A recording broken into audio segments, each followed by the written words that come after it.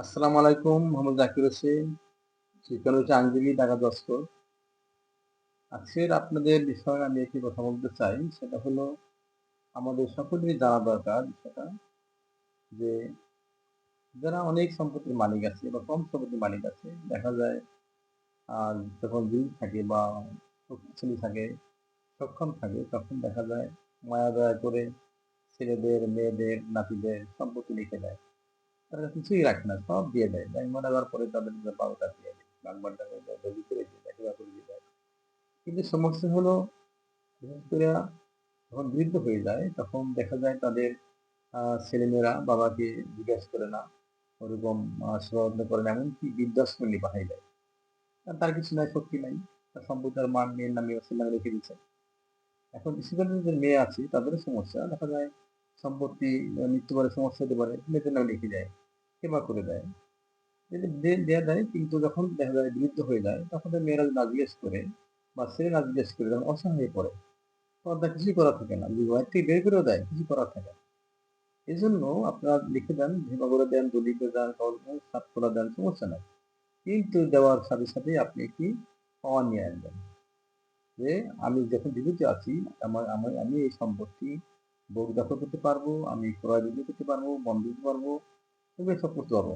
এই সম্পত্তি আমি যেদিন বাজিজ থাকবো, এই সম্পত্তির সবকিছু আমি ভোগ দখল করতে পারবো। এই জন্য একটা পাওয়ার তাদের কাছে পাওয়ার নিয়ে নেবেন, দলিল করে দিয়েছেন ঠিক আছে দেন, কিন্তু পাওয়ার নিয়ে রাখবেন।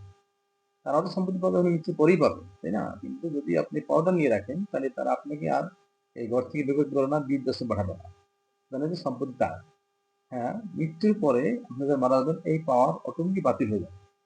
যখন বাতিল হয়ে যাবে তখন আপনি এই সম্পত্তি তারা যে দলিল করে দিচ্ছেন, ভাগ ভাগ করে দিচ্ছেন, এই দলিল সম্পত্তি তারাই পাবে। ছেলে পাবে, মেয়ে পাবে, নাতি পাবে, যাকে দিবেন তারাই পাবে। কিন্তু আপনাকে অসহায় ফেলাইতে পারবে না যদি পাওয়ার থাকে আপনার কাছে। পাওয়ারটা নিয়ে রাখেন, তাদের কাছ থেকে স্বাক্ষর নিয়ে রাখেন এই পাওয়ারে যে আমি আমার বাবা মা বা আমার এই বাবা আমার সম্পত্তি যেখানে আছে সে এই সম্পত্তি ভোগ দখল ওরা বিক্রি করতে পারবে। হ্যাঁ, মৃত্যুর পরে এই সম্পত্তি মৃত্যু পরে পাওয়ার অটোমেটিক হয়ে যাবে, প্রাথমিক ওই দলই বহাল হয়ে যাবে। অতএব এইটা আমাদের সবারই করা উচিত। না করলে দেখা যায় এক সময় এই ছেলে মেয়েদের কারণে বাবা মা অসহায় হয়ে পড়ে, এবং বৃদ্ধাশ্রমে যায়। একদম অনেকে দেখেন, অনেকে স্ত্রী থাকে আর স্বামী মারা যায়, স্বামী থেকে স্ত্রী মারা যায়, তখন একা একা হয়ে যায়, অসহায় হয়ে পড়ে। তখন দেখা যায় ছেলেমেয়েরা তাকে জিজ্ঞেস করে না, এখন না যদি কিছু করার থাকে না। এই জন্য আপনাকে অবশ্যই এই বিষয়টা আপনাদের খেয়াল রাখতে হবে।